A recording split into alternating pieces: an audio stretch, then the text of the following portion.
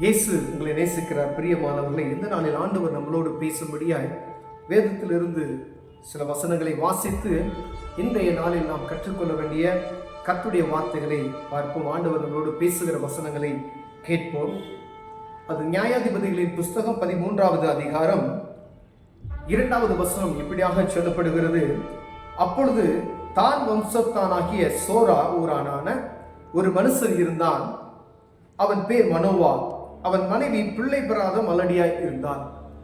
பிரியமானவர்களே, நாம் இந்த பழைய ஏற்பாட்டின் காலத்துல நியாயாதிபதிகள்ல அப்படியே தொடர்ந்து அது பின்பக்கத்தை வாசித்துட்டு வந்தோம்னா அநேக ரட்சகர்களை ஆண்டவர் ஏற்படுத்தியிருக்கிறதை நாம் பார்க்க முடியும். பிரியமானவர்களே, அவர் ஒவ்வொருவர்களும் எப்படிப்பட்டவர்கள் என்றால், ஒரு கோத்திரத்திலிருந்து ஆண்டவர் அவர்கள் இஸ்ரவேல் ஜனங்கள் நெருக்கப்படுகிற அந்த சூழ்நிலைகளில ஆண்டவர் அவர்கள் மீது இரக்கம் கொண்டு ஏதாவது ஒரு கோத்திரத்திலிருந்து ஒரு மனிதனை, ஆண்டவருக்கு பயப்படுகிற ஒரு இருதயம் படைத்தவரை எழுப்பி அந்த இஸ்ரவேல் ஜனங்களை ரட்சிக்கிறதை நாம் பார்க்கிறோம். பிரியமானவர்களே, அதற்கு பின்பதாய் இந்த நியாயாதிபதிகள் 13வது அதிகாரத்துக்கு வரும் பொழுது ஆண்டவர் ஒரு வித்தியாசமாய் நடத்துகிறதை நாம் பார்க்க முடிகிறது. இந்த மனோவா என்ற ஒரு பெயருள்ள மனிதனை ஆண்டவர் தெரிந்து கொண்டு அவருடைய மனைவி மலடியா இருக்கிறதை வேதத்தில் எழுதி வைத்திருக்கிறார். அவருக்கு தேவ தூதர் தரிசனமாகி, உன்னை ஒரு கற்பம் தரித்து ஒரு குழந்தையை பெறுவாய், அவன் நசரனாய் இருப்பான் அப்படி என்று சொல்லி, அதுக்கு ஆண்டவருக்காய் நீ அவனை வளர்க்க வேண்டும் என்று சொல்லி ஒரு தரிசனத்தை பார்க்கிறதை நம் அதிகாரத்தில் வாசிக்க முடியும். பிரியமானவர்களே, அதே போல அவருடைய கணவனுக்கும் தரிசனமாகிறதை பார்க்கிறோம். அவர் சொல்ற மனைவிக்கு தரிசனமான தேவதூத கணவனுக்கும் ஆகும்படி அவள் வேண்டிக் கொள்வது நிமித்தமாய் மீண்டும் ஒரு விசை கூட வந்து அவங்க பிள்ளையை குறித்ததான காரியங்களை அவர்களுக்கு அறிவிக்கிறதை நாம் பார்க்கிறோம். பிரியமான, இவன் ஆண்டவருக்காய் நசரனாய் வாழ வேண்டும், அவன் சாகும் வரைக்கும் இவன் நசரனாய் இருப்பான் என்று சொல்லி அந்த பிள்ளை பிறந்தது முதல் தன் மரண நாள் மட்டும் தேவனுக்கென்று நசரனாய் இருப்பான் என்று சொன்னார் என்றார். அப்படி அந்த தேவதூதர் சொன்னார் என்று தன் கணவனிடம் சொல்லுகிறது நாம் பார்க்க முடிகிறது. பிரியமானவர்களே, ஆண்டவர் ஒரு மனிதனை பிரித்திட இவனுடைய நோக்கத்தை ஆண்டவர் தெரியப்படுத்துகிறார். இவன் இஸ்ரவேல் ஜனங்களை ரட்சிப்பதற்காக, அவன் இஸ்ரவேல் ஜனங்களை காக்கும்படியே ஆண்டவர் சொல்லுகிறதை அதில் பார்க்க முடிகிறது. பிரியமானவர்களே, ஆண்டவர் ஒரு மனிதனை குறித்து தெளிவாக இப்படித்தான் வளர்க்க வேண்டும், அவங்க தாயிட்டையும் தகப்பனையிட்டையும் வளர்க்கிறான். நீ கர்ப்பம் தரிக்கும் பொழுது நீ எந்த ஒரு மதுபானமோ எந்த ஒரு தீட்டான பொருளை நீ உணவோ உட்கொள்ளக்கூடாது, திராட்சரசம் அருந்தக்கூடாதுன்னு சொல்லி எப்படி வளர்க்க வேண்டும். ஏன்னா கர்த்தருடைய பிரசனம் எனக்குள் வரப்போகிறது, தேவனுடைய ஆவியானவருக்குள் செயல்பட போகிறார் என்று சொல்லி அவருக்கு அவனை வளர்க்க வேண்டிய விதம், நீ கற்பம் தரித்த காலத்திலிருந்து நீ இப்படிதான் வாழ வேண்டும் என்கிற ஒரு வித்தியாசமான ஒரு அறிவுரையை சொல்லுகிறதை பார்க்கப்படுகிறது. பிரியா, நீ பரிசுத்தமாய் இருக்கணும், நீ தேவையற்ற உணவுகளை உண்ணக்கூடாது. ஏன்னா உன் வயிற்றில் வருகிற குழந்தை ஆண்டவருடைய மூலமாய் நீ கருத்தரிக்க போகிறாய் என்பதை அவருக்கு சொல்லுகிறதை நான் பார்க்க முடிகிறது. ஏன் இஸ்ரவேல் ஜனங்களை ரட்சிக்கும்படி ஆண்டவர் ஒரு அவரே உருவாக்கக்கூடிய ஒரு மனிதன் தான் சிம்சோன். பாருங்க, இந்த சிம்சோன் பாருங்க, தகப்பன்மார்கள் தாய்மார்கள் நம் பிள்ளைகளை ஒரு எமோஷன்ல அநேக நேரங்கள் என்ன செஞ்சிடும் அப்படின்னு கேட்டீங்கன்னா, ஒரு ஊழியக்காரங்களா இருந்தாலும் சரி, இல்ல ஆண்டவருடைய அந்த எடுத்ததுமே ஒரு ஆவிக்குரிய வாழ்க்கையில நல்ல ஆவிக்குரிய வாழ்க்கை வந்ததுமே ஒரு ரொம்ப ஃபாஸ்டா இருப்பாங்க பார்த்தீங்களா. அப்ப என் பிள்ளை என்ன செய்யறேன், ஆவிக்குரிய வாழ்க்கைக்கு அவனை ஊழியத்துக்கு நான் ஒப்பு கொடுக்குறேன் அப்படின்னு சொல்லி அவனை பிரதிஷ்டை பண்ணிடுவாங்க. பிரதிஷ்டை பண்ணிட்டு என்ன செஞ்சிருவாங்க அப்படின்னு கேட்டாங்கன்னா, மறந்து போயிடுவார்கள். இங்கு சொல்லப்படுகிற காரியம் பாருங்க, மனோவாவுக்கும் அவனுடைய மனைவியுடைய பேர் சொல்லாப்படி இருக்கிறது. அவர் 2 பேருக்கும் தேவ தூதர் அவர்களுக்கு எப்படி அவனை வளர்க்கணும்ன்ற, நீ எப்படி இருக்கணும் அப்படிங்கிற காரியத்தை தெளிவாய் சொல்லுகிறார்.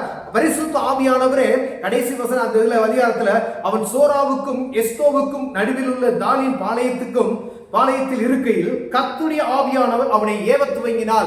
அவன் குறிப்பிட்ட நாட்களில் அவன் ஆண்டவர் பயன்படுத்துவதற்காக ஆவியானவரை அவனை ஏவ துவங்குகிறார். பாருங்க, ஆனால் இவனுடைய ஆவிக்குரிய வாழ்க்கையை சீரழிக்கும்படியால் சில காரியங்கள் ஏற்படுகிறதை பார்க்க முடிகிறது. இவர்கள் வளர்த்த விதம் நமக்கு தெரியாது.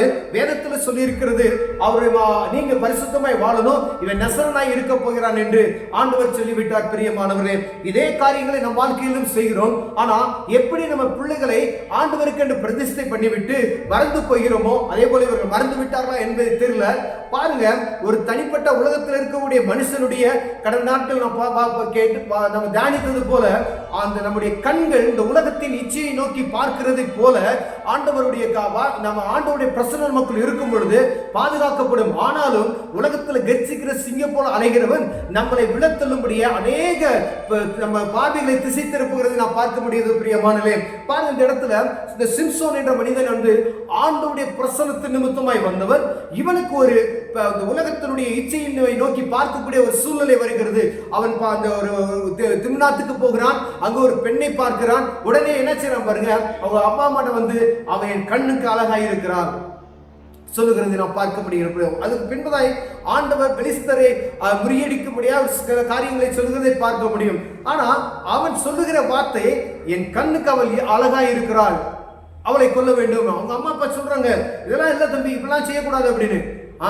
அவ எனக்கு அழகா இருக்கா, அவளை போய் கேளுங்க அப்படின்னா அது நிமித்தம் நடக்கக்கூடிய சண்டைகள் எல்லாம் வேதத்தை வாசித்து வந்தோம்னா நமக்கு தெரியும். பாருங்க, மீண்டும் பாருங்க, இவன் பரிசுத்த ஆவியின் அபிஷேகம் பெற்ற மனிதன் வேசியின் இடத்துக்கு போகக்கூடிய ஒரு சூழ்நிலை, அவருடைய மயக்கத்தில் விழுகக்கூடிய ஒரு சூழ்நிலைக்கு நேராக தள்ளப்படுகிறதை பார்க்கிறோம். பிரியமானவர்களே, அப்ப ஆண்டவருடைய பிள்ளைகள், ஆண்டவருடைய பிரசனத்துக்குள் இருக்கிறவர்கள், தேவ ஊழியர்களாய் நியமிக்கப்பட்டவர்கள் இப்படியெல்லாம் ஒதுக்கணும், இதெல்லாம் பாதுகாக்கப்பட்ட எப்படி எந்தெந்த அசுத்தங்களுக்கு விலகி இருக்க வேண்டும் பிள்ளைகளுக்கு என்ன செய்யணும் கற்றுக் கொடுக்கும்படி அழைக்கப்படுகிறோம். பிரியமானவர்களே, அப்ப ஆண்டவர் விசேஷமாய் பிரித்தெடுக்கப்பட்ட சிம்சோனுடைய கருவிலிருந்து ஆண்டவர் தேவதூதர் மூலமாய் உருவாக்கப்பட்டு வளர்க்கப்பட்ட அந்த மனிதனுக்கு இந்த உலக இச்சை இழுக்குமையானால், இந்த பூமியில சாதாரண மனிதனாய் பிறந்து ஆண்டவரை விசுவாசத்து நிமித்தமாக ஏற்றுக்கொண்ட உங்களுக்கும் எனக்கும் இந்த உலகத்தினுடைய காரியங்கள் எப்படி நம்மளை இழுக்கும் என்பதை நாம் புரிந்து கொள்ளும்படியாக ஆண்டவர் நம்மளோடு பேசுகிறார். பிரியமானவர்களே, பரிசுத்த ஆவியின் அபிஷேகத்தோடு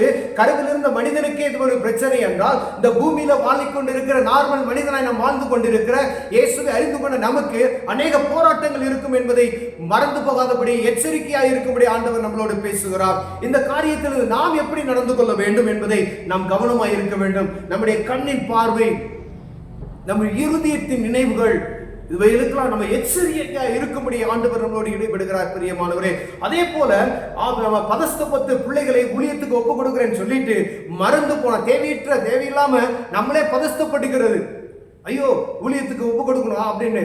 ஆனா கொஞ்ச நாள் ஆனதும் விலங்கினங்கள், வருமானம் இதெல்லாம் பார்க்கும் பொழுது அது மறந்து போயிடுவோம்.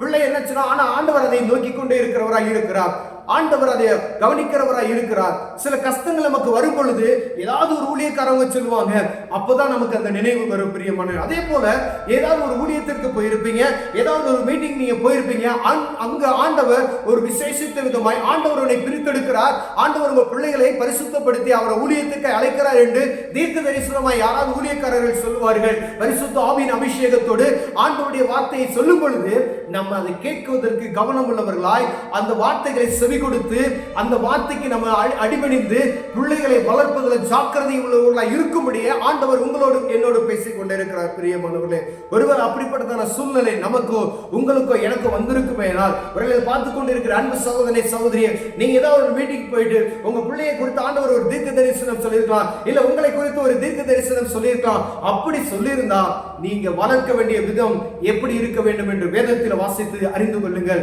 ஆண்டவர் உங்களோடு இடைபடுவாராக. ஆண்டவர் எப்படி உங்களை எப்படி நீங்க பரிசுத்தமாய் வாழ வேண்டும், ஒரு ஊழியக்காரன் என்ன எப்படி எல்லாம் இருக்கணும்னு சொல்லி ஆவியானவர் உங்களோடு இடைபடுவார். பிரியமானவர்களே, அதற்காக நீங்க எந்த ஊழியத்துக்கு நீங்க போயிருந்தீங்கனாலும் சரி, எந்த ஊழியக்காரருடைய பரிசுத்த ஆவியின் அபிஷேகத்தோடு அவர் தீர்க்க தரிசனமாய் அது உங்களை ஊழியத்திற்கு அழைக்கப்பட்டிருந்தா ஒருவேளை அதை குறித்து நீங்க தேவ சமூகத்தில் என்ன செய்யணும், ஜெபம் செய்யணும். ஆண்டவரே என்னை பாதுகாத்துக் கொள்ளுங்க. உங்களுக்கு தான் நெருக்கு வரும், உங்களுக்கு தான் போராட்டம் வரும், உங்களுக்கு தான் ஃப்ரெண்ட்ஸ் இழுப்பான், உங்களை தான் பாவத்துக்கு நேரம் தள்ளுவான் உந்தி. நீங்க பாதுகாக்கும்படியே முன்கூட்டியே நீங்க ஜெபம் செய்ய ஆரம்பித்து விட்டுவீர்களானால் நீங்க பாதுகாக்கப்படுவீர்கள்.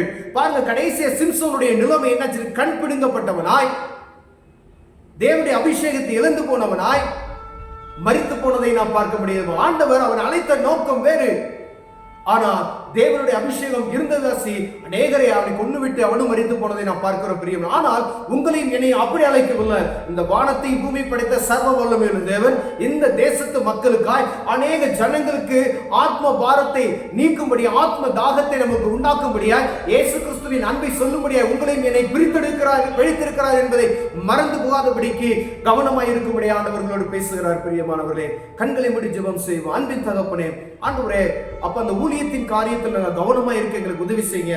ஒருவேளை பிள்ளைகளை வளர்க்கிறதுல, ஊழியத்துக்காய் பிரித்தெடுக்கப்பட்ட பிள்ளைகளை வளர்க்கிறதுல எங்களுக்கு ஊழிய அபிஷேகம் இருக்குமே, நாங்க நடந்து கொள்கிற, கேட்கிற, கவனிக்க வேண்டிய, அதை கற்றுக்கொள்ள வேண்டிய காரியங்களை சரியாய் கற்றுக்கொள்வதற்கு கிருபை பாராட்டுங்க ஐயா. இந்த உலகத்தின் இச்சைகளுக்கு விசேஷமாய் விலக்கி எங்களை பாதுகாத்துக் கொள்ளுங்க நான் ஜெபிக்கிறேன். இயேசுவின் நாமத்தில் பிதாவே, ஆமென்.